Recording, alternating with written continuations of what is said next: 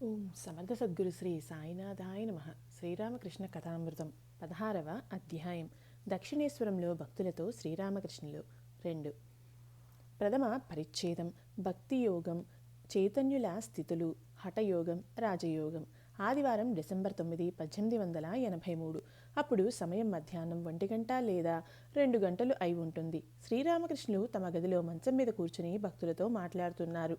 Other, మనోమోహన్, టన్కు చెందిన శివచంద్రుడు, రాఖాల్, మా హరీష్ మొదలైన వారు అక్కడ ఉన్నారు. శ్రీ చైతన్యుల స్థితులను శ్రీరామకృష్ణులు వివరిస్తూ ఉన్నారు. శ్రీరామకృష్ణులు భక్తులతో చైతన్యులకు 3 దశలు అనగా స్థితులు కలిగేవి. 1. బాహ్య దశ. ఈ దశలో ఆయన మనస్సు స్థూల సూక్ష్మాలలో నిలిచేది. 2. అర్ధబాహ్య దశ. ఈ దశలో ఆయన మనస్సు కారణ శరీరంలోనూ కారణానందంలోనూ ప్రవేశించేది. 3. అంతర్దశ.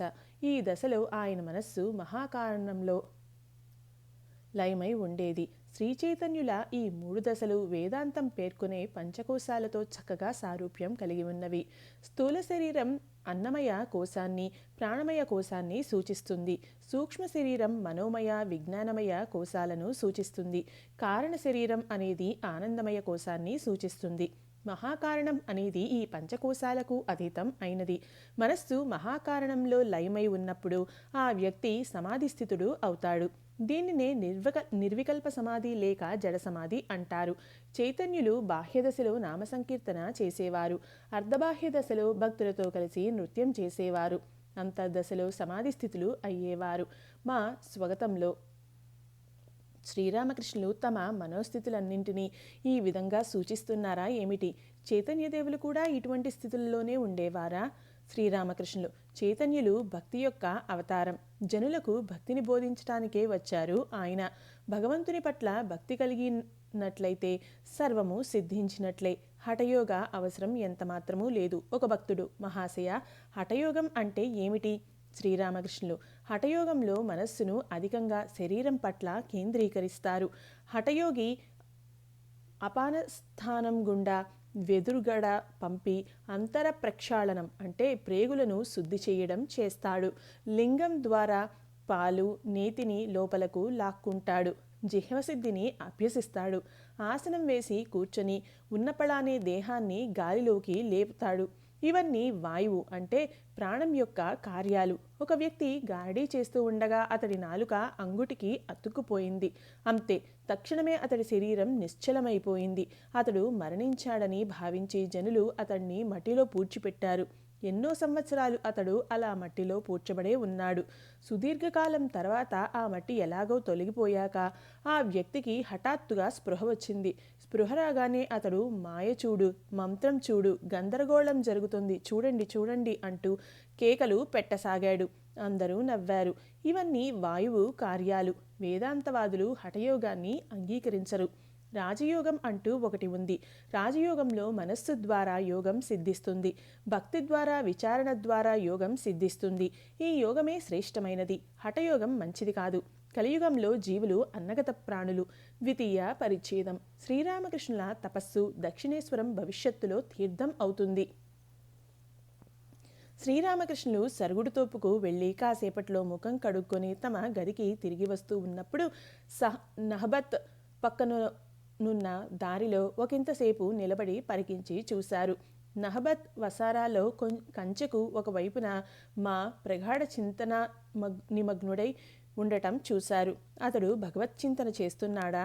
శ్రీరామకృష్ణులు ఓ, నువ్వు ఇక్కడ ఉన్నావా? నీకు సత్వరం ఆధ్యాత్మిక చైతన్యం కలుగుతుంది.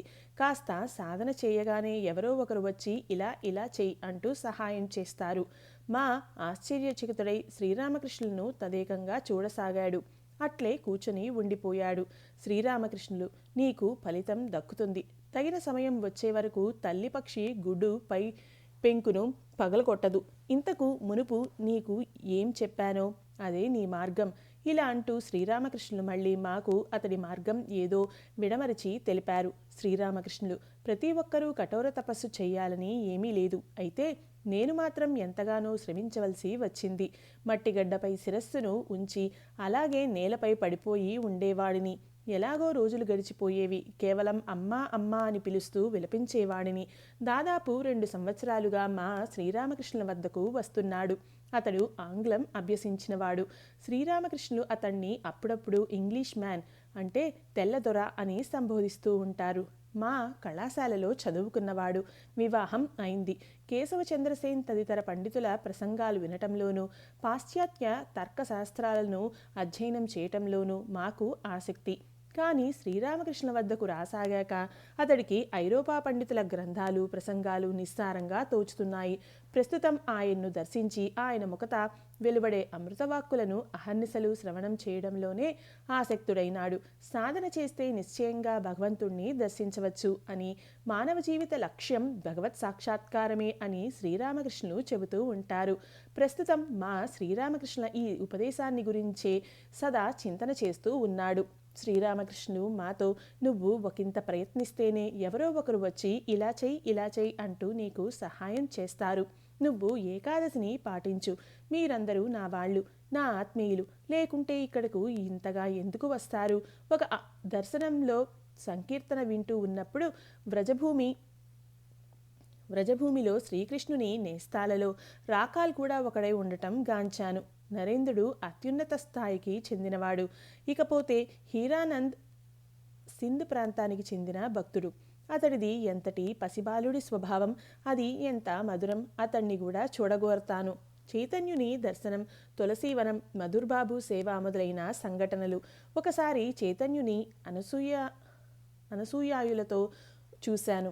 భావావస్థలో కాదు, సాక్షాత్తు ఈ కళ్ళతోనే చూశాను. ఇంతకు మునుపు ఈ కళ్ళతోటే దర్శనాలన్నింటినీ గాంచేవాడిని. కానీ ప్రస్తుతం వాటిని భావావస్థలో మాత్రమే చూడగలుగుతున్నాను. గౌరాంగుణ్ణి, ఆయన అనుయాయులను ఈ కళ్ళతోటే దర్శించాను. వారిలో నిన్ను, బలరాం బోసును చూసినట్లు అనిపిస్తుంది. కొందరిని చూసినప్పుడు మాత్రం నేను తటాలున లేచి నిలబడతాను. ఎందుకో తెలుసా? చాలా కాలం తర్వాత తన సొంత మనుషులను చూసినప్పుడు ఇలాగే జరుగుతుంది. అమ్మతో విలపిస్తూ ఇలా ప్రార్థించేవాడిని. అమ్మ, భక్తులను చూడగోరి నా ప్రాణాలు తల్లడిల్లిపోతున్నాయి. వారిని వెంటనే నా వద్దకు తోడ్కొనిరా. నేను అనుకున్నవన్నీ యథాతథంగా జరిగేవి. పంచవటిలో జపధ్యానాలకై తులసీవనం నాటాను. దానికి వెదురుబద్దలతో కంచె కట్టాలన్న సంకల్పం కలిగింది. తర్వాత చూస్తే గంగానది పోటెత్తినప్పుడు ఎక్కడి నుంచో వెదురుబద్దల మోపు తాడు సరిగ్గా పంచవటి వద్దకు కొట్టుకుని వచ్చాయి. ఆలయానికి చెందిన పనివాడొకడు ఎంతో సంబరంతో వచ్చి నాకు ఈ వార్త తెలిపాడు. ఆ దివ్యోన్మత్త స్థితిలో పూజాదులు ఏవీ చేయలేకపోయేవాడిని. అమ్మ, నన్ను ఎవరు చూసుకుంటారు అని అమ్మతో అన్నాను. అమ్మ, స్వయంగా నా బాగోగులు చూసుకునే శక్తి కూడా లేదు. నీ గురించిన ప్రసంగాలు వినాలని ఉంది. భక్తులకు భోజనం పెట్టాలన్న కోరిక కలుగుతోంది. అమ్మ, ఇవన్నీ ఎలా వనగూరుతాయి?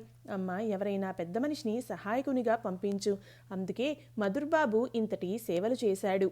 అమ్మతో ఇంకా ఇలా అన్నాను. అమ్మ, నాకు సంతానం అయితే ఉండబోదు.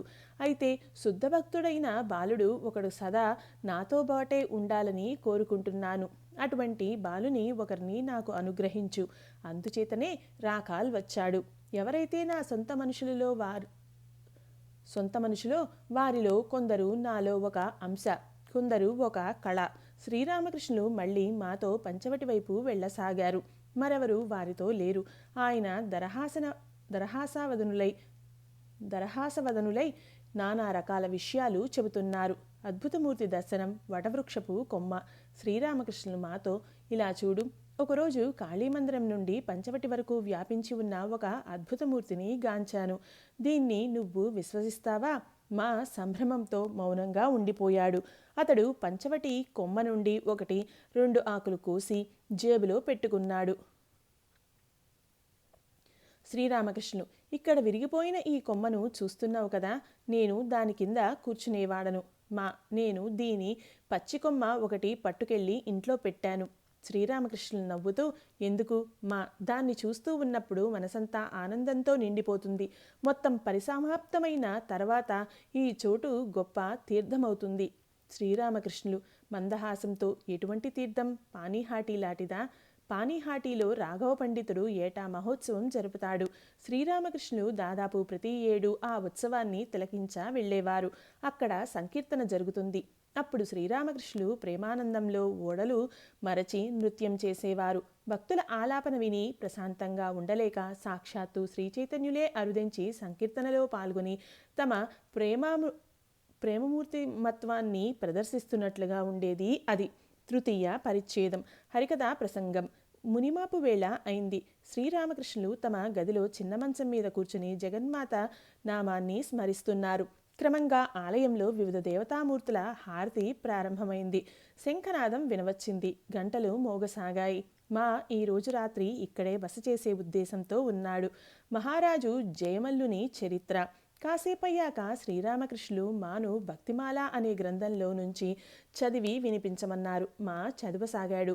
జయమల్లుడనే రాజు శ్రీకృష్ణుని పట్ల హృదయపూర్వక భక్తి కలిగి ఉన్నాడు.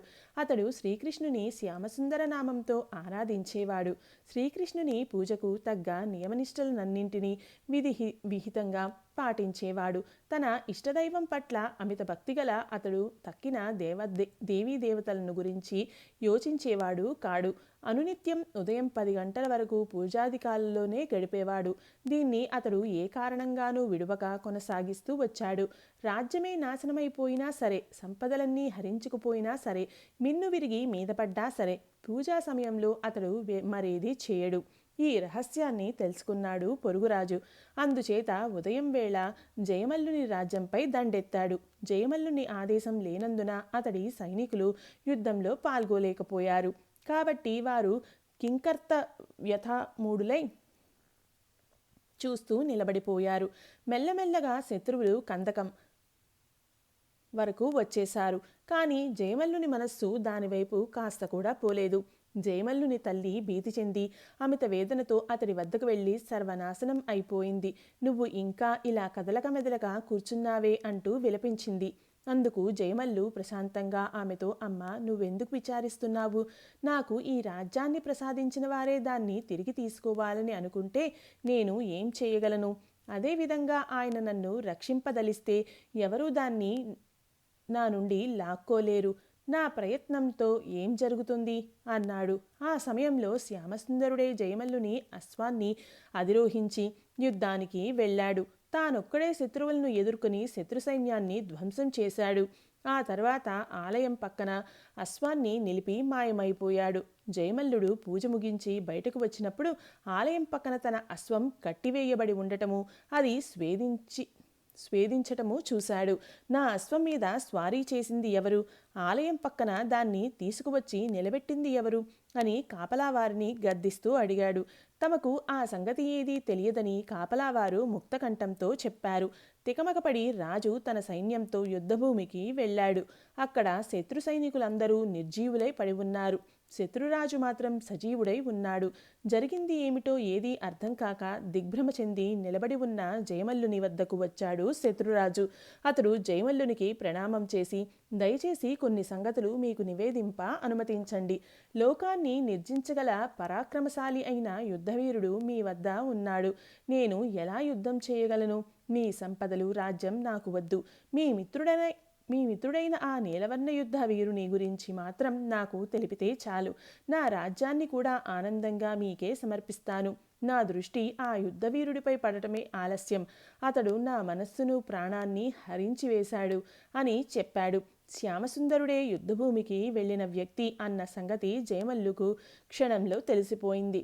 శత్రురాజుకు ఆ నిజం తెలిసింది. అతడు జయమల్లునికి నమస్కరించి అతడి మూలంగా శ్రీకృష్ణుడి దయకు పాత్రుడైనాడు. మా చదివి ముగించగానే శ్రీరామకృష్ణులు మాట్లాడసాగారు. భక్తమాల ఏకపక్షమే. ఆంతరంగిక భక్తులు జనకుడు, సుఖదేవుడు. శ్రీరామకృష్ణులు: దీనిలో నీకు విశ్వాసం ఉందా? శ్రీకృష్ణుడే అశ్వాన్ని అధిరోహించి శత్రువులను సంహరించాడన్న విషయం నువ్వు విశ్వసిస్తావా? మా భక్తుడు వ్యాకులతతో భగవంతుణ్ణి పిలుస్తాడని విశ్వసిస్తాను. కానీ ఆయన అశ్వాన్ని అధిరోహించి రావటం, ఎల్లరూ చూశారు అనటం అర్థం కావటం లేదు. ఆయన అశ్వాన్ని అధిరోహించి అక్కడకు రాగలడు. కానీ అక్కడ ఉన్నవారు నిజంగానే ఆయనను చూశారో ఏమో. శ్రీరామకృష్ణులు నవ్వుతూ, ఈ పుస్తకంలో భక్తుల గురించిన కథలు చాలా ఉన్నాయి. కానీ అవి దురభిమానపూరితమైనవి. ఈ పుస్తకం తన దృక్పథాలకు విభిన్నులైన వారిని నిందిస్తూ ఉన్నది. మరునాడు ఉదయం తోటలో శ్రీరామకృష్ణులు మా నిలబడి మాట్లాడుకుంటున్నారు. మా అలా అయితే నేను ఇక్కడకు వచ్చి బస చేస్తాను. శ్రీరామకృష్ణులు: సరి, మీరందరూ ఈ విధంగా ఇక్కడకు వస్తూ ఉన్నారే, దీని అర్థం ఏమిటి? సామాన్యంగా సాధువును దర్శింప జనం ఒకసారి వెళ్తారు. మీరందరూ ఇలా తరచూ వస్తూ ఉన్నారే, దీని అర్థం ఏమిటి? మా బదులు చెప్పక మౌనం వహించాడు. శ్రీరామకృష్ణులే జవాబిచ్చారు. శ్రీరామకృష్ణులు మాతో ఆంతరంగిక భక్తులలో ఒకనిగా ఉండకపోతే ఇలా వస్తావా ఏమిటి? ఆంతరంగికుడు అంటే స్వజనం. తండ్రి, కుమారుడు, సోదరుడు, సోదరి వలె నాకు సంతమైనవాడు. నేను అన్నిటి గురించి చెప్పను. అన్ని విషయాలు చెప్పివేస్తే మీరంతా మళ్ళీ వస్తారా ఏమిటి? సుఖదేవుడు బ్రహ్మజ్ఞానార్థం జనకుని వద్దకు వెళ్ళాడు. అయితే ముందుగానే గురుదక్షిణ సమర్పించమన్నాడు జనకుడు. ఉపదేశం స్వీకరించకుండానే దక్షిణ ఎలా ఇవ్వగలనని సుఖదేవుడు అన్నాడు. జనకుడు నవ్వుతూ ఇలా అన్నాడు: బ్రహ్మజ్ఞానం కలిగిన తర్వాత గురువు శిష్యుడు అన్న ఎరుక ఉంటుందా? అందుకే ముందుగానే దక్షిణ ఇవ్వమంటున్నాను. చతుర్థ పరిచ్ఛేదం. మా తనలో తాను. శుక్లపక్షం చంద్రోదయమైంది. మా కాళికాలయం తోట దారిలో అటూ ఇటూ పచార్లు చేస్తున్నాడు. దారికి ఒక పక్కగా శ్రీరామకృష్ణుల గది, నహబత్తు, పొగడ చెట్టు, పంచవటి ఉన్నాయి. మరోవైపు చంద్రకాంతిని దేదీప్యమానంగా ప్రతిఫలింపచేస్తూ ప్రవహిస్తూ ఉన్న పావన గంగానది. మా ఇలా ఆలోచిస్తున్నాడు. మనిషి నిజంగానే భగవంతుణ్ణి దర్శించగలడా? తప్పక దర్శించగలడు అంటారు శ్రీరామకృష్ణులు.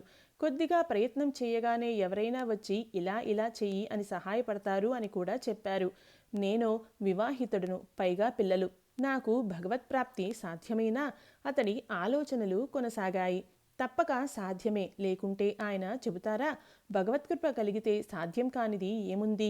ఎదురుగా కనిపించే ఈ జగత్తు, సూర్యచంద్రులు, నక్షత్రాలు, జీవులు, 24 తత్వాలు ఇవన్నీ ఎక్కడ నుండి ఉద్భవించాయి?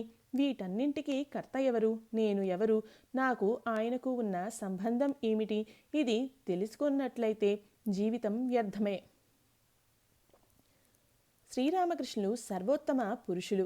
ఇటువంటి మహాపురుషుణ్ణి ఇంతవరకు నా జీవితంలో చూడలేదు. ఈయన ఆ భగవంతుణ్ణి తప్పక దర్శించి ఉంటారు. లేకుంటే అమ్మా అమ్మా అంటూ అహర్నిశలు ఎవరితో సంభాషిస్తున్నారు?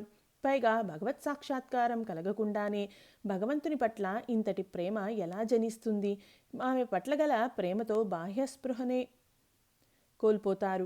సమాధి నిమగ్నులై పూర్తిగా నిశ్చల్లైపోతారు. కదలికలేని జడునిలా ఉంటారు. ఒక్కోసారి ప్రేమానందంలో ఉన్మత్తులై నవ్వుతారు, విలపిస్తారు, నాట్యం చేస్తారు, గానం చేస్తారు. పంచమ పరిచ్ఛేదం.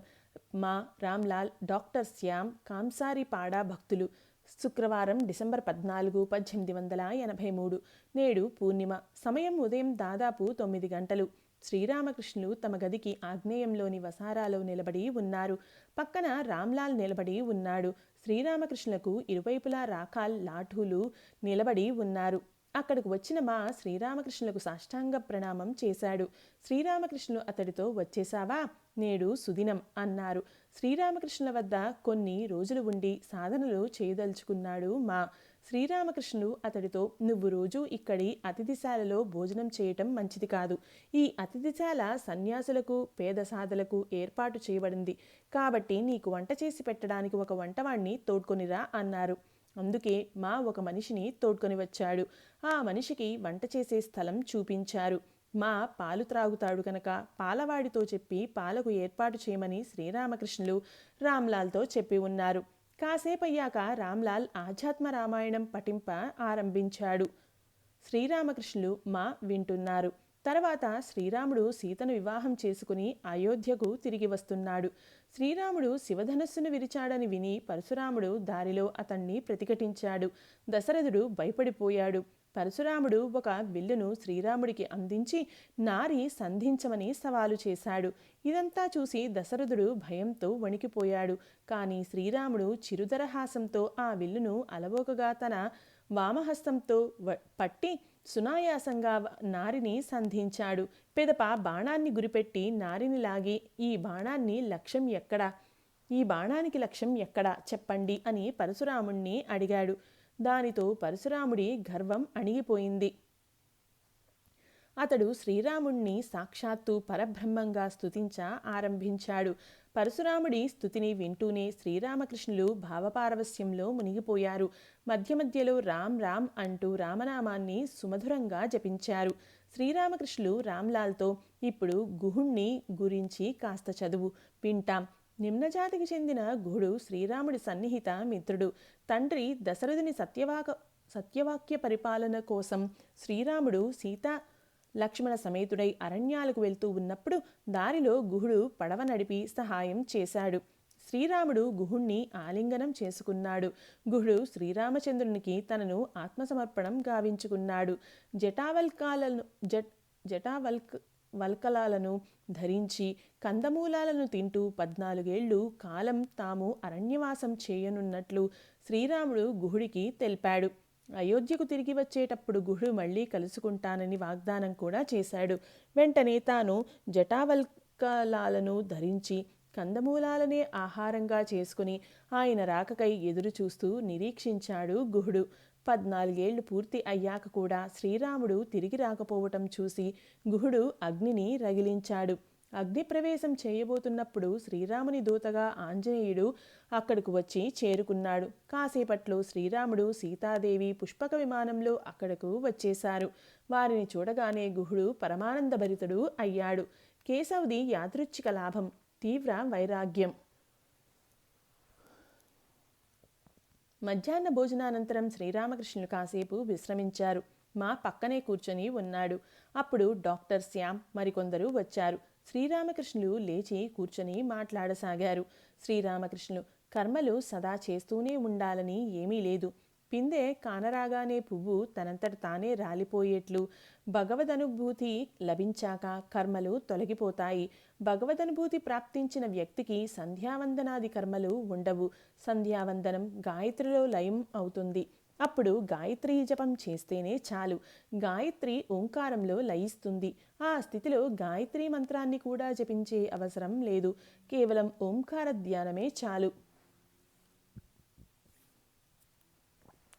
సంధ్యావందనాదులు ఎంతకాలం ఆచరించాలి? హరినామాన్నో రామనామాన్నో ఉచ్చరించేటప్పుడు దేహం రోమాంచితం కానంతవరకే, కళ్ళ వెంట అశ్రువులు స్రవించనంతవరకే.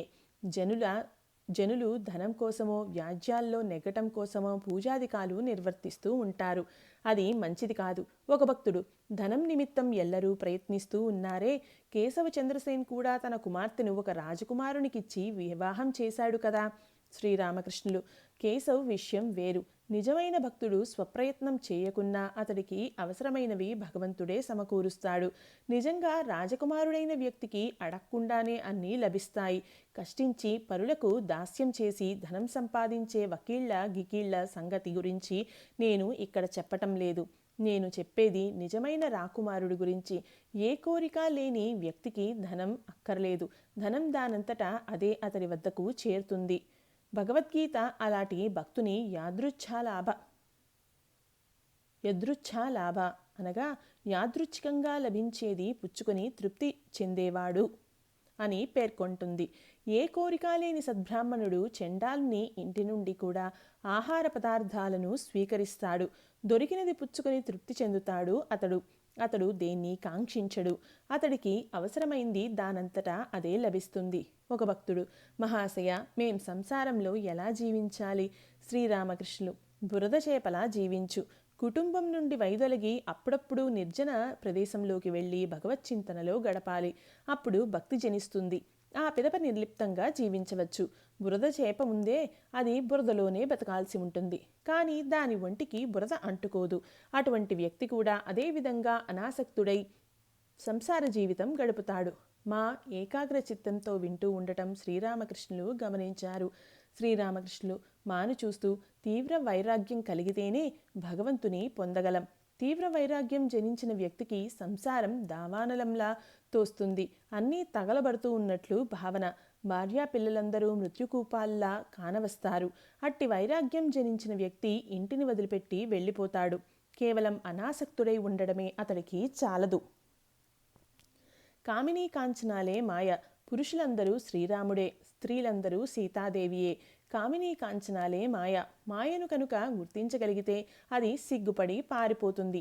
ఒకడు పులితోలు కప్పుకొని భయపెట్టాలని వచ్చాడు. కానీ రెండవ వ్యక్తి, ఒరేయ్, నువ్వెవరో నాకు తెలుసు, నువ్వు మా హరివే కదా అన్నాడు.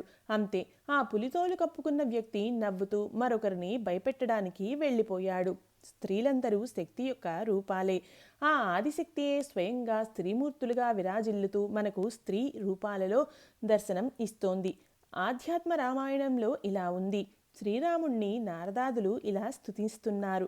ఓ రామా, పురుషులందరూ నువ్వే అయి ఉన్నావు, స్త్రీలందరూ సీతాదేవియే అయి ఉన్నారు. నువ్వు ఇంద్రుడివి, సీత ఇంద్రాణి. నువ్వు శివుడివి, సీత పార్వతి. నువ్వు నరుడివి, సీత నారి. పురుషత్వం ఉన్న చోటల్లా నువ్వు ఉన్నావు, స్త్రీతత్వం ఉన్న చోటల్లా సీత ఉన్నది. ఇక ఇంతకంటే ఏం చెప్పగలం? త్యాగం, ప్రారబ్ధ కర్మ, వామాచార సాధన మంచిది కాదు. భక్తులతో ఊరకే తలుచుకున్నంత మాత్రానే త్యజించలేరు. ప్రారబ్ధ కర్మ, సంస్కారం ఇటువంటివి కూడా ఉన్నాయి. యోగి ఒకరు ఒక రాజుతో ఇలా అన్నాడు, నువ్వు నా దగ్గర ఉంటూ భగవచ్చింతన చేయి. దానికి రాజు ఇలా బదులు పలికాడు, స్వామి, నాకు అది ఇంకా చాలా కాలం వరకు సాధ్యపడదు. నేను మీతో పాటు ఉండగలను, అయితే నాకు ఇంకా భోగేచ్ఛ ఉంది. నేను అడవిలో వసించినట్లయితే ఆ చోట కూడా ఒక రాజ్యం ఏర్పరుస్తాను. నాకు ఇంకా భోగేచ్ఛ ఉంది. నటవర్ పాంజా బాలుడిగా ఉండేటప్పుడు అతడు ఇక్కడి తోటలోనే తన ఆవులు కాచేవాడు. అయితే అతడికి ఎంతో భోగేచ్ఛ ఉండేది. అందుకే అతడు ఆముదం నూనె మిల్లు పెట్టాడు. ప్రస్తుతం చాలా డబ్బు సంపాదించాడు. ఆలం బజార్లో అతడి ఆముదం వ్యాపారం బాగా సాగుతోంది. స్త్రీ సహచర్యంతో సాధన చేయమనే సంప్రదాయం ఒకటి ఉంది. ఒకసారి నన్ను కర్తాభజ సంప్రదాయానికి చెందిన స్త్రీల వద్దకు తీసుకువెళ్లారు. అందరూ నా వద్దకు వచ్చి కూర్చున్నారు. నేను వారిని అమ్మా అమ్మా అంటూ సంబోధించడంతో వారు తమలో తాము ఇలా మాట్లాడుకోసాగారు, ఇతడు ఇంకా ప్రవర్తకుడే, ఇంకా గట్టును అనగా మార్గాన్ని కనుగొనలేదు. వారి సాంప్రదాయంలో ప్రాథమిక దశలో ఉన్నవాడిని ప్రవర్తకుడు అంటారు. పిమ్మట సాధకుడు, తర్వాత సిద్ధసిద్ధుడు. ఒక స్త్రీ వచ్చి వైష్ణవ్ చరణ్ పక్కన కూర్చుంది. తర్వాత వైష్ణవ్ చరణ్ని దాన్ని గురించి అడిగేసరికి ఆమెది బాలికాభావం అన్నాడు. స్త్రీభావంలో మనిషి సత్వరం పతనమైపోతాడు. మాతృభావం శుద్ధభావం. కాంసారిపాడా నుండి వచ్చిన భక్తులు లేచి నిలబడి, మేమిక వెళ్తాం, కాళీమాతను తక్కిన దైవాలను దర్శించుకుని వెళ్తాం అని చెప్పి శ్రీరామకృష్ణుల నుండి సెలవు పుచ్చుకున్నారు. షష్ఠ పరిచ్ఛేదం. విగ్రహారాధన, తీవ్ర వ్యాకులత. పంచవటి కాళికాలయంలోని ఇతర చోట్లలో ఏకాంతంగా మా విచారణ చేస్తున్నాడు. పరమహంసదేవులు ఇలా అంటూ ఉంటారు, కొద్దిగా సాధన చేయగానే భగవద్ దర్శనం లభిస్తుంది. దాన్ని గురించే ఆలోచిస్తూ ఉన్నాడా? పైగా తీవ్ర వైరాగ్యం సంగతి ఉన్నది. మాయను తెలుసుకుంటే అది తనంతట తానే పలాయనం చేస్తుందట. సమయం అప్పుడు దాదాపు 3:30 గంటలు అయి ఉంటుంది. మళ్ళీ పరమహంసదేవుల గదిలోకి వెళ్ళి కూర్చున్నాడు. బ్రౌటన్ ఇన్స్టిట్యూషన్ నుండి ఒక ఉపాధ్యాయుడు పలువురు విద్యార్థులను శ్రీరామకృష్ణ దర్శనార్థం తీసుకువచ్చాడు. ఆయన వారితో సంభాషిస్తున్నారు. ఉపాధ్యాయుడు మధ్య మధ్యలో ఏవో ప్రశ్నలు అడుగుతున్నాడు. విగ్రహారాధన గురించి సంభాషణ నడుస్తోంది. శ్రీరామకృష్ణులు ఉపాధ్యాయునితో, విగ్రహారాధనలో తప్పేముంది? అస్థి భాతి ప్రియ. అస్తిత్వం, ప్రకాశం, ప్రియం ఉన్న చోటనే ఆయన అభివ్యక్తీకరణ ఉంటుందని వేదాంతం పేర్కొంటుంది. అందుకే భగవంతుడు తప్ప మరేదీ లేదు. ఇంకో సంగతి చూడండి. బాలికలు ఎంతకాలం బొమ్మలతో ఆడుకుంటారు? వివాహం కానంతవరకే కదా. వివాహం కాగానే బొమ్మలన్నిటినీ ఒక పెట్టెలో పెట్టి మూసివేస్తారు. అదేవిధంగా భగవత్లప్తి కలిగిన పిమ్మట ఇక విగ్రహారాధన అవసరం ఏముంది? మాను చూస్తూ అనురాగం ఏర్పడినప్పుడు భగవల్లాభం సిద్ధిస్తుంది. తీవ్ర వ్యాకులత కావాలి. తీవ్ర వ్యాకులత కలిగినట్లయితే మనసంతా భగవంతుని మీదే లగ్నమైపోతుంది. భగవంతుడే భర్త. జటిలుడు. నైవేద్యం పెట్టిన పిల్లవాని కథ. ఒక వ్యక్తి కుమార్తె పిన్న వయస్సులోనే వితంతువైంది. భర్త ముఖం ఎన్నడూ చూడనైనా లేదు. తక్కిన బాలికల భర్తలు రావడం చూసి ఒకనాడు తన తండ్రిని ఇలా అడిగింది, నాన్నగారు, నా భర్త ఎక్కడ ఉన్నాడు? అందుకు ఆమె తండ్రి ఇలా బదులు పలికాడు, అమ్మ, నీ భర్త గోవిందుడు. ఆయనను పిలిస్తే నీ వద్దకు వస్తాడు. ఈ మాట విని ఆ బాలిక గదిలోకి వెళ్ళి తలుపులన్నీ మూసుకుని గోవిందుని పిలవసాగింది. ఇలా విలపించసాగింది. గోవిందా, నువ్వు వచ్చి నాకు దర్శనం ఇవ్వు. నువ్వు ఎందుకని రావు? ఆ అమ్మాయి వ్యాకులతకు భగవంతుడు చెవి ఒగ్గక ఉండలేకపోయాడు. ఆమెకు దర్శనం అనుగ్రహించాడు. పిల్లలకున్న విశ్వాసం కావాలి. పిల్లవాడు తల్లిని చూడడానికి పడే వ్యాకులత ఎటువంటిదో అటువంటిది. అటువంటి వ్యాకులత కలిగినట్లయితే అరుణోదయం అయినట్లే, సత్వరం సూర్యోదయం అవుతుంది. ఇటువంటి వ్యాకులత ఏర్పడిన తర్వాత భగవద్ దర్శనం లభిస్తుంది.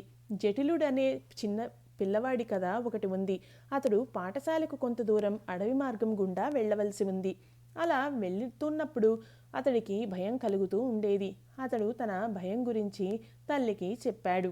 అందుకు ఆమె, నువ్వు ఎందుకు భయపడుతున్నావు?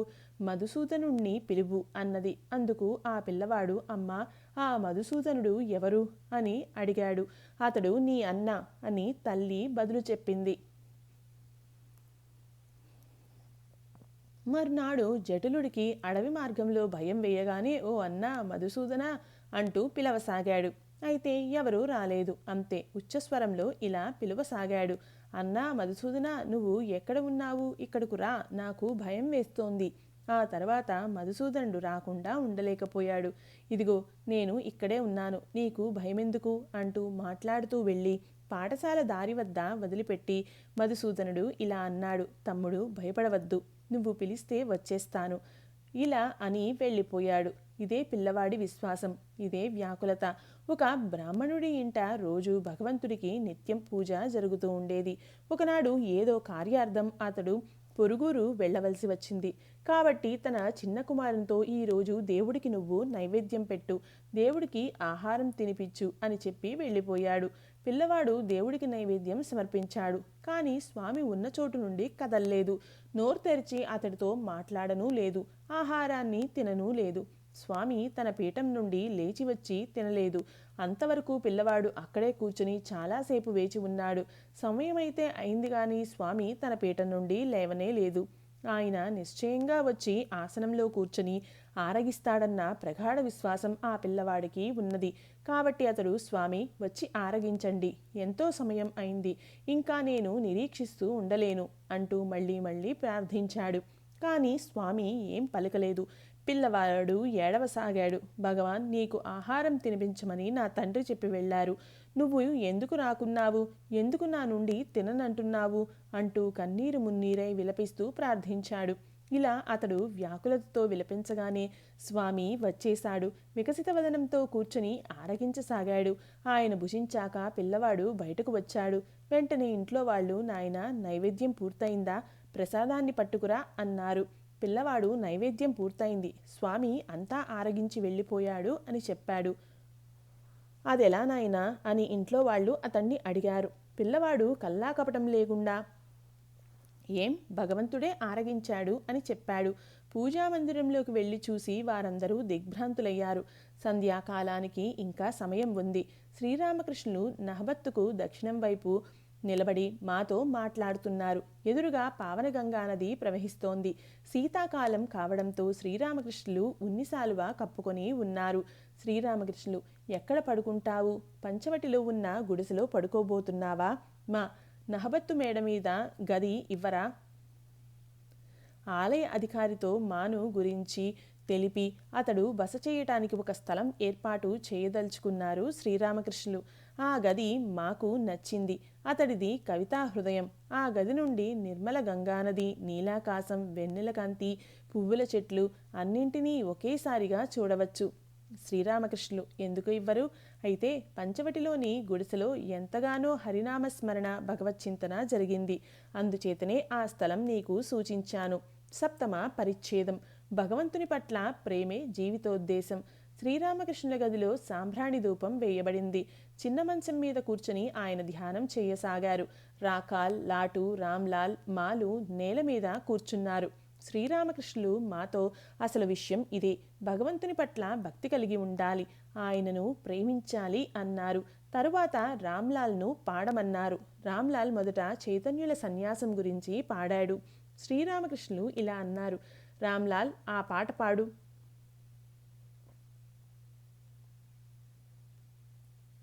శ్రీరామకృష్ణులపై మా ధ్యానం. నహబత్తు పైనున్న గదిలో మా ఒంటరిగా కూర్చుని ఉన్నాడు. రాత్రి చాలా పొద్దుపోయింది. నాడు పౌర్ణిమ. ఆకాశం, గంగానది, కాళికాలయం, ఆలయ శిఖరం, ఉద్యానవాటిక, పంచవటి ఇవన్నీ చంద్రుని చల్లని వెన్నెలలో తేలియాడుతున్నాయి. ఆ ఏకాంతంలో మా శ్రీరామకృష్ణులను ధ్యానిస్తూ ఉన్నాడు. నలువైపులా నిశ్శబ్దం రాజ్యం చేస్తోంది. రాత్రి 11 గంటలకు గంగలో పోటు ప్రారంభమైంది. ఎదురుగా ప్రవహిస్తున్న నది హోరు అప్పుడప్పుడు వినవస్తోంది. 4 వైపులా దట్టంగా వ్యాపించిన వృక్షాల ఆకుల గుండా వెన్నెల నేలమీద ప్రసరిస్తోంది. మా పంచవటికేసి వెళ్ళాడు. ఆ ప్రశాంత వాతావరణంలో పంచవటి వృక్ష సమూహాల నుండి అన్నా మధుసూదన, నువ్వు ఎక్కడ ఉన్నావు అని ఆర్తనాదం మాకు వినబడింది. మా మరికొంత దూరం ముందుకు వెళ్ళాడు. అక్కడ పంచవటి మధ్యలో శ్రీరామకృష్ణుల భక్తుడొకరు లాటు ఒంటరిగా కూర్చొని, అన్నా మధుసూదన ఎక్కడ ఉన్నావు అని ప్రార్థిస్తూ విలపిస్తూ ఉన్నాడు. మా ఆ దృశ్యాన్ని ప్రశాంతంగా చూస్తూ నిలబడిపోయాడు. వేకువజాము 3 గంటలు అయి ఉంటుంది. మా లేచి పంచవటికేసి బయలుదేరాడు. శ్రీరామకృష్ణులు పంచవటి గురించి చెప్పి ఉన్నారు. నహబత్ మేడ మీద గది అంత విశిష్టంగా మాకు ఇప్పుడు అనిపించలేదు. పంచవటి గుడిసెలోనే ఇక బస చేయాలని తీర్మానించుకున్నాడు. అష్టమ పరిచ్ఛేదం. దక్షిణేశ్వరంలో ఆంతరంగిక భక్తులతో. శనివారం డిసెంబర్ 15, 1883. ప్రహ్లాద చరిత్ర శ్రవణం. భావపారవస్యం. ఉదయం సుమారు 8 గంటల సమయం. దక్షిణేశ్వర కాళికాలయంలోని శ్రీరామకృష్ణుల గది. శ్రీరామకృష్ణులు నేల మీద కూర్చొని ఉన్నారు. భక్తమాల గ్రంథం నుండి ప్రహ్లాద చరిత్రను రామ్లాల్ పఠిస్తున్నాడు. శ్రీరామకృష్ణులు ఆలకిస్తున్నారు. ఆయన పాదపద్మాల చెంత వసిస్తూ ఉన్న మా కూడా పక్కన కూర్చొని వింటున్నాడు. గదిలో రాకాల్, లాటు, హరీష్ ప్రభృతులు ఉన్నారు. మరికొందరు అటూ ఇటూ తిరుగుతున్నారు. హాజ్రా వసారాలో కూర్చొని ఉన్నాడు. శ్రీరామకృష్ణులు ప్రహ్లాద చరిత్ర వింటూ భావపారవశులు అయినారు. హిరణ్యకశిపుడు వధింపబడ్డాడు. నృసింహస్వామి భీకర రూపాన్ని, సింహగర్జనను చూసి బ్రహ్మాది దేవతలు వణికిపోయారు. జగత్తు యావత్తు ప్రళయంలో మునిగిపోతుందేమో అని భీతిల్లి వారు ప్రహ్లాదుణ్ణి నరసింహస్వామి సమీపానికి పంపారు. ప్రహ్లాదుడు శ్రీహరిని స్తుతించసాగాడు. ఆ బాలుని ప్రేమమయ స్తోత్రాలను విని భక్తవత్సరుడైన భగవంతుడు అతన్ని అనురాగంతో తన నాలుకతో నాకాడు. ఈ ఘట్టాన్ని వినగానే శ్రీరామకృష్ణులు భావపార్వస్యంతో ఆహా ఆహా, భక్తుని పట్ల ఎంత వాత్సల్యం, ఎంత వాత్సల్యం అంటూ భావ సమాధిగతులు అయినారు. కనుకొలకుల నుండి ప్రేమాశ్రువులు స్రవిస్తున్నాయి. పారవస్య స్థితి ఉపశమించిన తర్వాత శ్రీరామకృష్ణులు చిన్న మంచం మీద కూర్చున్నారు. మా నేల మీద ఆయన పాదాల చెంత కూర్చున్నాడు. ఆయన మాతో మాట్లాడసాగారు. స్త్రీ సాంగత్యంపై నిరసన. భగవన్మార్గంలో పయనించే వారి స్త్రీల సాంగత్యాన్ని నిరసిస్తూ తమ కోపాన్ని వెలిబుచ్చారు శ్రీరామకృష్ణులు. మాతో సిగ్గులేదు, పిల్లలు పుట్టారు, ఇంకా భార్యతో సాంగత్యమా? పశుప్రాయమైన ఈ జీవితం పట్ల నీకు ఇంకా ఏవగింపు కలగటం లేదా? ఉమ్మి, నెత్తురు, మలం, మూత్రం ఇత్యాదుల పట్ల నీకు ఇంకా ఏవగింపు కలగటం లేదా? భగవంతుని పాదపద్మాలపై చింతన చేసే వారికి జగదేక సుందరి కూడా చితాభస్మంలా తోచుతుంది. అశాశ్వతమై ఉండి క్రిములు, పేగులు, పిత్తం, కఫం మొదలైన అపరిశుద్ధ వస్తువులతో నిండి ఉన్న శరీరంలోన ఆనందం చూస్తున్నావు? సిగ్గుచేటు. మా సిగ్గుతో తలవంచుకొని మౌనంగా ఉండిపోయాడు. శ్రీరామకృష్ణులు కొనసాగించారు. భగవంతుడి ప్రేమామృతంలో ఒక్క బిందు మాత్రం ఆస్వాదించిన కామిని కాంచనాలు అతి తుచ్ఛాలుగా తోస్తాయి. కలకండ పానకం లభిస్తే బెల్లం పానకం అల్పంగా కనిపిస్తుంది. వ్యాకుల చిత్తంతో భగవంతుణ్ణి ప్రార్థిస్తే, సదా ఆయన నామగుణ కీర్తన గానం చేస్తే క్రమక్రమంగా ఆయన పట్ల ప్రేమ జనిస్తుంది. ఇలా అంటూ శ్రీరామకృష్ణులు ప్రేమోన్మత్తులై గదిలో చుట్టూ తిరుగుతూ నాట్యం చేస్తూ పాడసాగారు. ఉదయం దాదాపు 10 గంటలైంది. రామ్లాల్ కాళికాలయంలో నిత్యపూజలు ముగించాడు. శ్రీరామకృష్ణులు జగజ్జనని దర్శింప ఆలయానికి బయలుదేరారు. మా కూడా వెళ్ళాడు. గర్భగుడిలోకి వెళ్ళిన శ్రీరామకృష్ణులు జగజ్జనని ముందు కూర్చున్నారు. ఆమె పాదపద్మాలకు 1-2 పుష్పాలను సమర్పించారు. తర్వాత తమ శిరస్సుపై ఒక పుష్పాన్ని ఇడుకొని ధ్యానం చేయసాగారు. తర్వాత జగజ్జననిపై ఒక స్థవాన్ని గానం చేశారు. ఓం శంకరి, నీ నామము భయనాశకరమని విని నా భారము పడవైచితిని, ననుగావుము కరుణామయి. కాళికాలయం నుండి తిరిగి వచ్చి శ్రీరామకృష్ణులు తమ గదికి ఆగ్నేయ మూలమునున్న వసారాలో కూర్చున్నారు. అప్పుడు సమయం 10 గంటలు అయి ఉంటుంది. ఆలయంలోని దేవతామూర్తులకు నివేదన ఇంకా కాలేదు. హారతి కూడా జరగలేదు. జగజ్జననికి రాధాకాంతునికి నివేదన అయిన ప్రసాదం, వెన్న, పళ్ళు కాస్త పుచ్చుకున్నారు శ్రీరామకృష్ణులు. రాకాలాది భక్తులు ఆ ప్రసాదం ఒకంత స్వీకరించారు. రాకాల్ శ్రీరామకృష్ణుల పక్కన కూర్చొని లార్డ్ ఎర్స్కైన్ గురించి స్మైల్ రచించిన సెల్ఫ్ హెల్ప్ అనే పుస్తకాన్ని చదువుతున్నాడు. నిష్కామ కర్మ పూర్ణజ్ఞాని పుస్తక పఠనం. శ్రీరామకృష్ణులు మాతో అందులో ఏం చెప్పబడి ఉంది?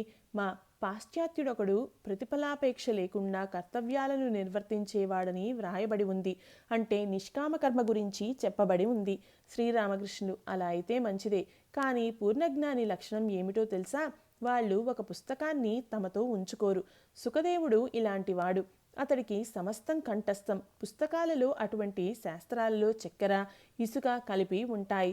సాధువు చక్కెర మాత్రం గ్రహించి ఇసుకను వదిలివేస్తాడు. అంటే సారం మాత్రం స్వీకరిస్తాడు. సుఖదేవాదులను సూచిస్తూ శ్రీరామకృష్ణులు తమ స్థితిని సూచిస్తున్నారా?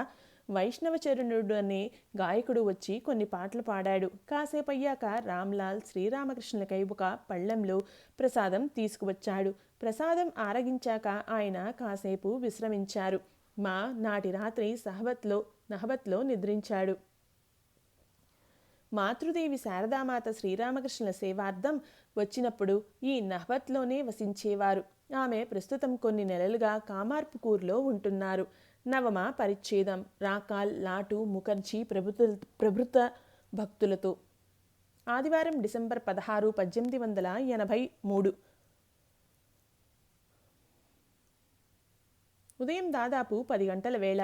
శ్రీరామకృష్ణులు దక్షిణేశ్వర కాళికాలయంలోని తమ గదికి పశ్చిమంగా ఉన్న అర్ధచంద్రాకార మొగసాలలో మాతో కూడా కూర్చొని ఉన్నారు. ఎదురుగా గంగానది దక్షిణాభిముఖంగా ప్రవహిస్తూ ఉంది.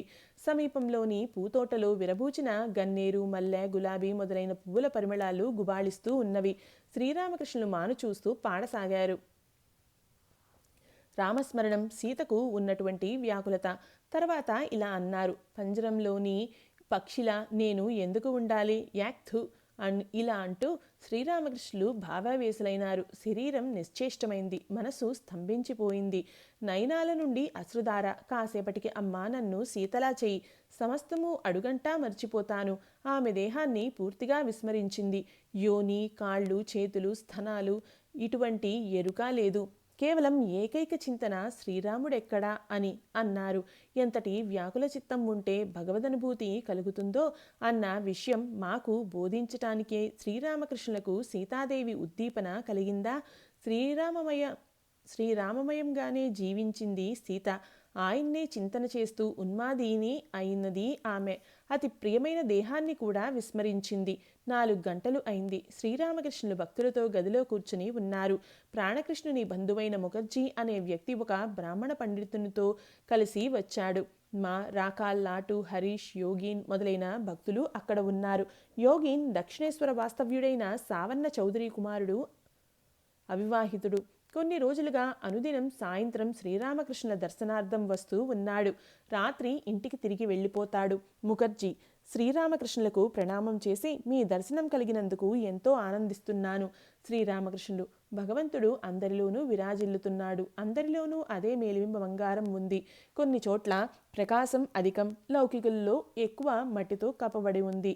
ముఖర్జీ నవ్వుతూ: మహాశయ, ఐహిక ముష్మికాల మధ్య గల వ్యత్యాసం ఏమిటి? శ్రీరామకృష్ణులు: సాధన దశలో నేతి అనగా ఇది కాదు అంటూ తెదించి వెయ్యాలి. భగవంతుణ్ణి ప్రాప్తించుకున్న పిదప సర్వము ఆయనే అయి ఉన్నాడని తెలిసి వస్తుంది. ఒకానొక సందర్భంలో శ్రీరామునికి వైరాగ్యం జనించింది. దశరథుడు చింతాక్రాంతుడై వెంటనే వశిష్ఠుని శరణుజొచ్చాడు. రాముడు సంసారం త్యజించకుండేలా చూడమని వశిష్ఠుని వేడుకున్నాడు. వశిష్ఠుడు రాముని వద్దకు వెళ్ళాడు. అక్కడ రాముడు అన్యమనస్కుడై కూర్చొని ఉన్నాడు. అతడిలో తీవ్ర వైరాగ్యం రగులుకొని ఉంది. వశిష్ఠుడు ఇలా అన్నాడు: రామా, ఎందుకు నువ్వు సంసారాన్ని త్యజించాలి? సంసారం భగవంతుని నుండి వేరే ఉన్నదా? నాతో విచారణ చేయి, చూద్దాం. సంసారం ఆ పరబ్రహ్మం నుండే ఆవిర్భవించిందని ఎరిగి రాముడు మౌనం వహించాడు. దేని నుండి మజ్జిగ తయారైనదో దాని నుండే వెన్న కూడా తయారైంది. కనుకనే మజ్జిగకు చెందినదే వెన్న, వెన్నకు చెందినదే మజ్జిగ. శ్రమపడి వెన్నను తీశాక వెన్న ఉంటే మజ్జిగ ఉండే తీరుతుంది అని బోధపడుతుంది. ఎక్కడ వెన్న ఉన్నదో అక్కడ మజ్జిగ ఉంది, పరబ్రహ్మం ఉంది అనే ఎరుక ఉంటేనే జీవజగత్తులు, 24 తత్వాలు మొదలైనవి ఉన్నవని తెలుస్తుంది. బ్రహ్మజ్ఞానికి ఏకైక మార్గం. బ్రహ్మం అంటే ఏమిటో నోటితో చెప్పలేము. తక్కిన పదార్థాలని ఉచ్చరింపబడ్డాయి కాబట్టి ఎంగిలి అయిపోతాయి. కానీ బ్రహ్మం అంటే ఏమిటో మాత్రం ఎవరూ నోటితో చెప్పలేకపోయారు. అందుకే అది ఎంగిలి కాలేదు. ఈ మాట నేను విద్యాసాగర్తో చెప్పాను. అది విని విద్యాసాగర్ ఎంతో ఆనందించాడు. విషయబుద్ధి లేసం ఉన్నా కూడా బ్రహ్మజ్ఞానం కలుగదు. మనస్సులో కామినీ కాంచనాలు ఆవగించంత అయినా ఉండకూడదు. అప్పుడే బ్రహ్మజ్ఞానం కలుగుతుంది. పార్వతీదేవి హిమవంతునితో, తండ్రి, మీరు బ్రహ్మజ్ఞానం కోరుకునే పక్షంలో సాధు సాంగత్యం చేయండి అన్నది. గృహస్థుడికైనా సన్యాసికైనా కామినీ కాంచనాలపై లేస మాత్రమైన మనస్సు పోతే బ్రహ్మజ్ఞానం కలుగదు అని శ్రీరామకృష్ణులు సూచిస్తున్నారా?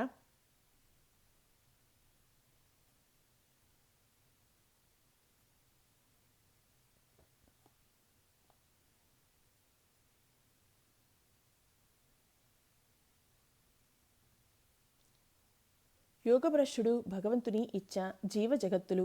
శ్రీరామకృష్ణులు మళ్ళీ ముఖర్జీని చూస్తూ, నీకు సిరి సంపదలు ఉన్నాయి, అయినప్పటికీ భగవంతుని పట్ల భక్తి ప్రపత్తులు ఉన్నవి. ఇది చాలా మంచిది. యోగభ్రష్టుడైన వ్యక్తి సంపన్నుని ఇంట భక్తుడిగా జన్మిస్తాడని గీతలో చెప్పబడి ఉంది. ముఖర్జీ నవ్వుతూ మిత్రులతో, శుచీనాం శ్రీమతాం గేహే యోగభ్రష్టో బిజాయతే. శ్రీరామకృష్ణులు భగవంతుడు ఇచ్చగిస్తే జ్ఞానిని కూడా సంసారంలో ఉంచుతాడు. ఆయన ఇచ్చతోనే జీవజగత్తులన్నీ ఉద్భవించాయి.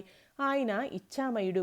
ముఖర్జీ నవ్వుతూ, భగవంతుడికి ఇచ్చయ, ఆయనకు ఏదన్నా కొరత ఉందా?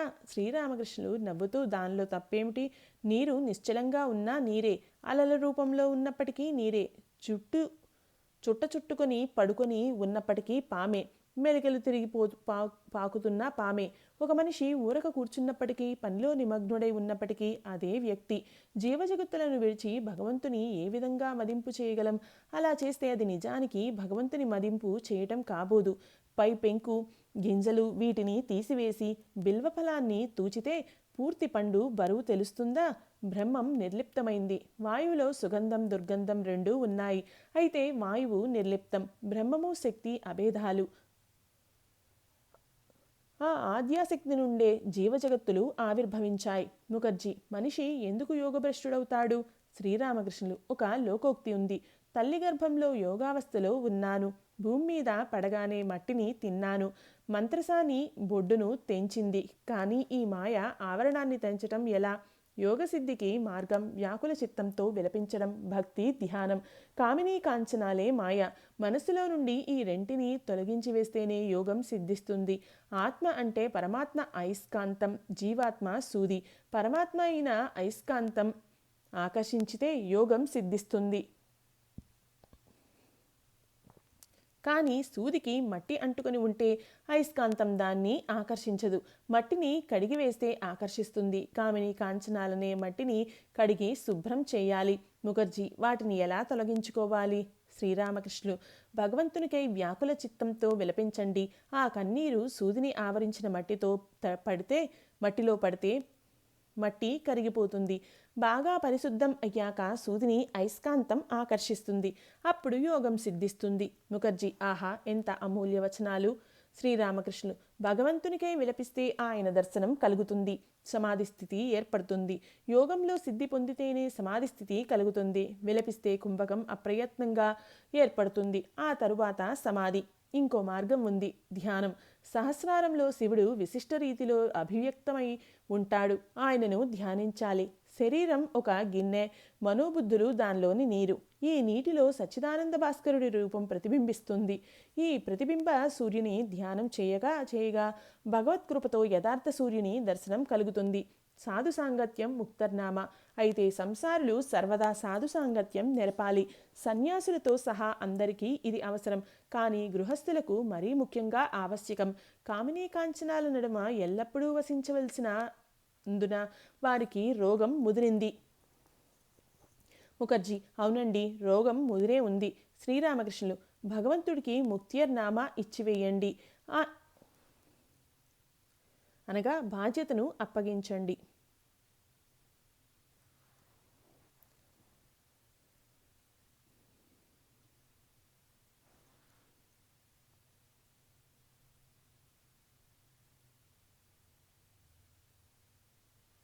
ఆయనను తన ఇచ్ఛానుసారమే చేయనివ్వు. కేవలం భగవంతుణ్ణే పిలుస్తూ ఉండు. తల్లి పిల్లి తనను ఎక్కడ ఉంచుతుందో పిల్లి కూనకు తెలియదు. కొన్ని సందర్భాలలో పరుపు మీద ఉంచుతుంది, కొన్ని సందర్భాల్లో వంటగదిలో ఉంచుతుంది. ప్రవర్తకుడు శాస్త్రాధ్యయనం చేస్తాడు. సాధన తర్వాతే సిద్ధుడు. ముఖర్జీ: భగవద్గీత మొదలైన శాస్త్రగ్రంథాలు చదవటం మంచిది. శ్రీరామకృష్ణులు: ఊరక చదవటం వల్ల వినటం వల్ల ఏం ప్రయోజనం? కొందరు పాలను గురించి విని ఉంటారు, కొందరు పాలను చూసి ఉంటారు, కొందరు తాగి ఉంటారు. భగవంతుని దర్శించవచ్చు, ఆయనతో మాట్లాడను వచ్చు. మొదట్లో ప్రవర్తకుడు ఇతడు శాస్త్రాధ్యయనం చేస్తాడు, శ్రవణం చేస్తాడు. తర్వాత సాధకుడు ఇతడు భగవంతుణ్ణి ప్రార్థిస్తాడు, ధ్యానిస్తాడు, చింతన చేస్తాడు, నామగుణ కీర్తన చేస్తాడు. ఆ తర్వాత సిద్ధుడు ఇతడు భగవంతుణ్ణి చైతన్యంలో అనుభూతం చేసుకుంటాడు, ఆయన దర్శనం పొందుతాడు. దీని తర్వాత సిద్ధుడు శ్రీచైతన్యుల వంటి స్థితి. కొన్ని సమయాల్లో వాత్సల్య భావంలోనూ, కొన్ని సందర్భాల్లో మధుర భావంలోనూ ఉండే స్థితి. దేవదుర్లభమైన ఈ తత్వోపదేశాన్ని మా రాకాల్, యోగిన్, లాటు మొదలైన భక్తులు విస్తుబోతూ వింటున్నారు. ముఖర్జీ అతడి మిత్రుడు ప్రణమిల్లి సెలవు పుచ్చుకున్నారు. శ్రీరామకృష్ణులు కూడా మర్యాద సూచకంగా లేచి నిలబడ్డారు. ముఖర్జీ నవ్వుతూ: మీరు కూడా లేచి నిలబడటమా? శ్రీరామకృష్ణులు నవ్వుతూ: నిలబడ్డా కూర్చున్నా తప్పేమిటి? నీరు నిశ్చలంగా ఉన్నప్పుడు నీరే, అటు ఇటు కదులుతూ ఉన్నప్పుడు నీరే. పారవేసిన విస్తరాకు పెనుగాలి ఎటు వీచితే అటువైపు వెళ్తుంది. నేను యంత్రం, భగవంతుడు దాన్ని నడిపేవాడు. దశమ పరిచ్ఛేదం. వేదాంత సంభాషణ, విశిష్ట అద్వైత వాదాలు, జగత్తు మిథ్య. ముఖర్జీ అతడి మిత్రుడు వెళ్ళిపోయారు. అంతా స్వప్నం వంటిదని వేదాంతం చెబుతుంది. అలా అయితే జీవజగత్తులు నేను అంతా మిథ్యేనా అని మా ఆలోచిస్తున్నాడు. మా ఏదో స్వల్పంగా వేదాంతం అధ్యయనం చేశాడు. వేదాంత తత్వాన్ని అస్పష్టంగా ప్రతిధ్వనింపచేసే కాంట్, హేగెల్ వంటి జర్మన్ తాత్వికల తత్వాలను ఏదో కొంత చదివి ఉన్నాడు. కానీ శ్రీరామకృష్ణులు సామాన్య పండితుల్లా విచారణ చేయలేదు. జగజ్జననియే ఆయనకు సకల శాస్త్ర మర్మాలను సాంగోపాంగంగా తెలియచేసింది. మా ఈ విషయాన్ని గురించి ఆలోచిస్తున్నాడు. కాసేపయ్యాక శ్రీరామకృష్ణులు అర్ధచంద్రాకార మొగసాలలో మాతో మాట్లాడసాగారు. ఎదురుగా గలగల ధ్వనితో గంగ దక్షిణ దిశగా ప్రవహిస్తోంది.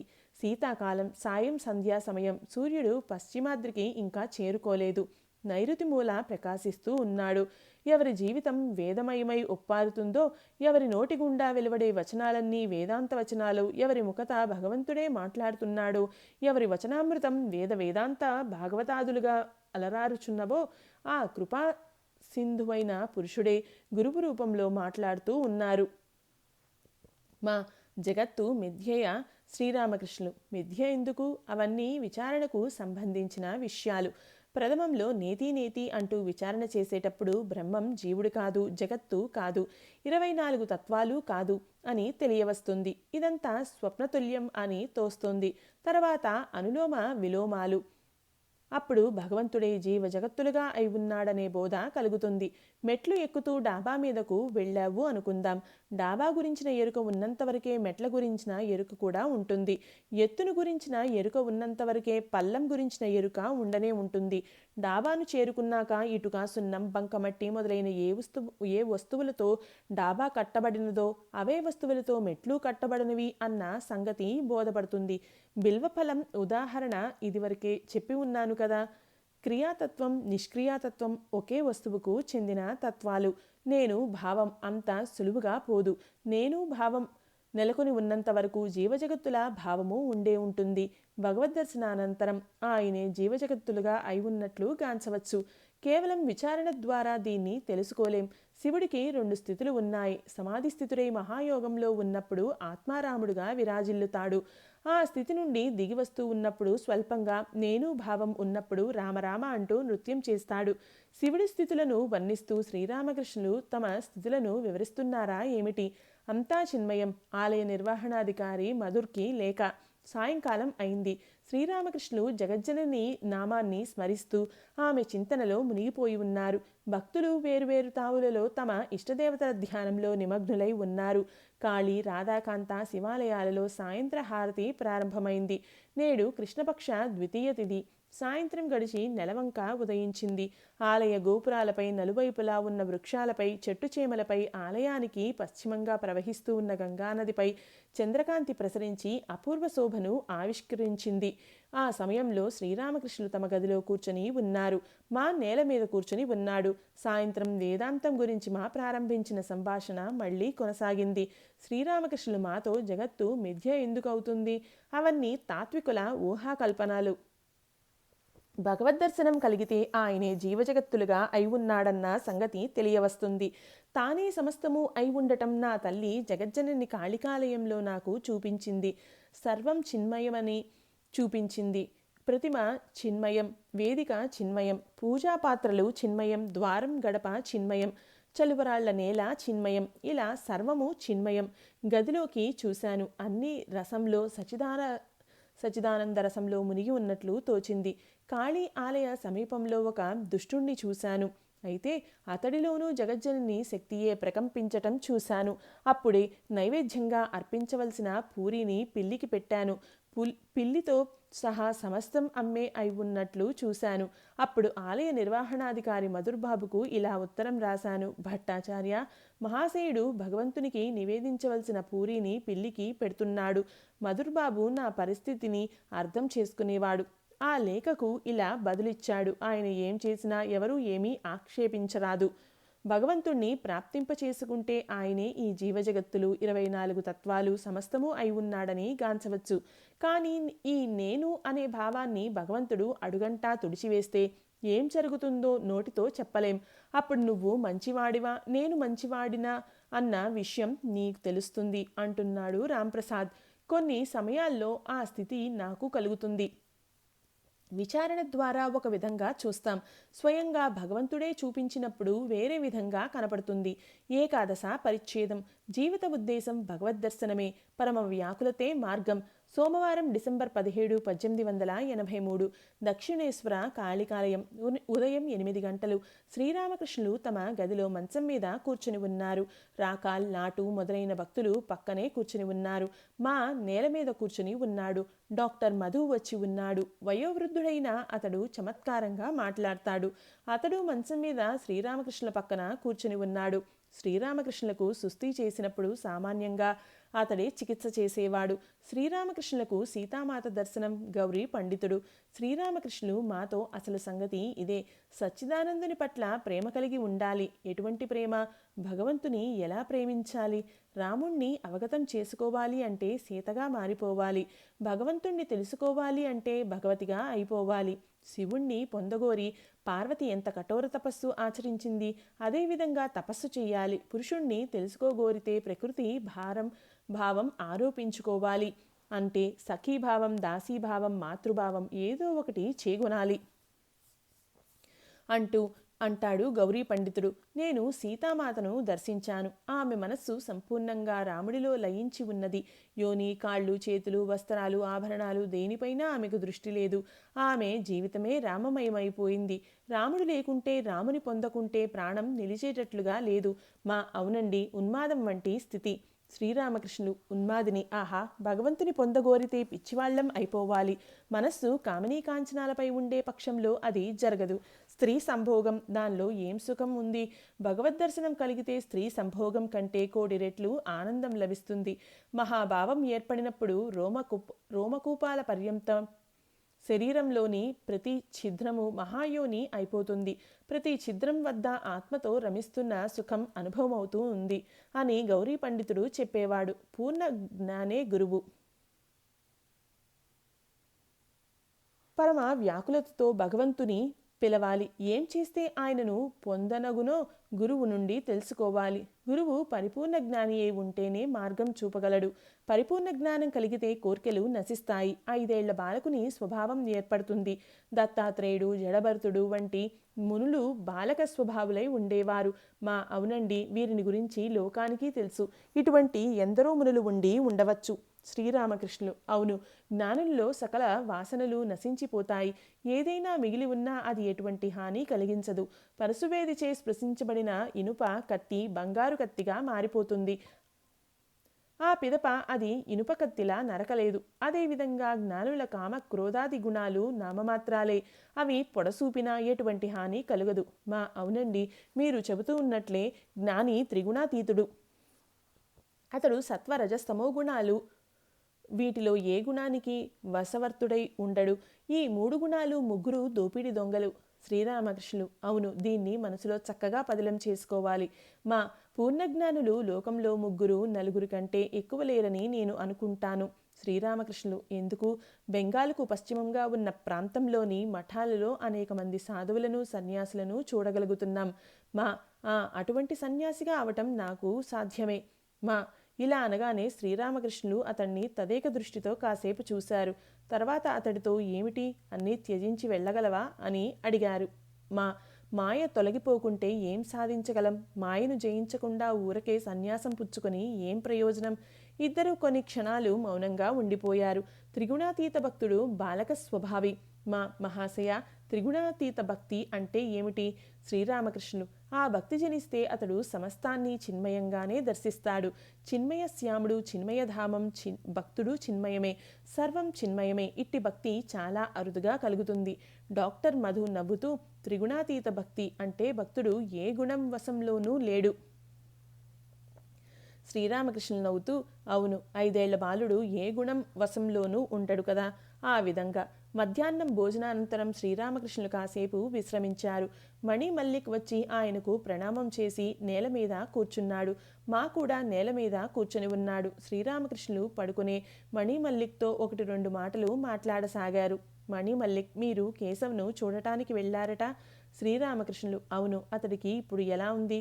మణి మల్లిక్: ఎలాంటి మెరుగు లేదు. శ్రీరామకృష్ణులు: అతడిలో రాజసిక గుణం అధికం. చాలాసేపు నిరీక్షించిన పెదపే అతన్ని చూడగలిగాను. శ్రీరామకృష్ణులు లేచి కూర్చుని భక్తులతో మాట్లాడసాగారు. శ్రీరామకృష్ణులు మాతో: నేను రామరామ అంటూ జపిస్తూ పిచ్చివాడినే అయిపోయాను. ఒక సన్యాసి ఇచ్చిన రామ్లాల్ వెంట పెట్టుకుని తిరిగేవాణ్ణి. దానికి స్నానం చేయించేవాణ్ణి, అన్నం తినిపించేవాణ్ణి, నిద్రపుచ్చేవాణ్ణి. ఎక్కడికి పోయినా అక్కడకు దానిని వెంట తీసుకువెళ్లేవాణ్ణి. రామ్లాలా అంటూ పిచ్చివాడినే అయిపోయాను. ఇది 16వ అధ్యాయం సంపూర్ణం. ఓం సమర్థ సద్గురు శ్రీ సాయినాథాయ నమః.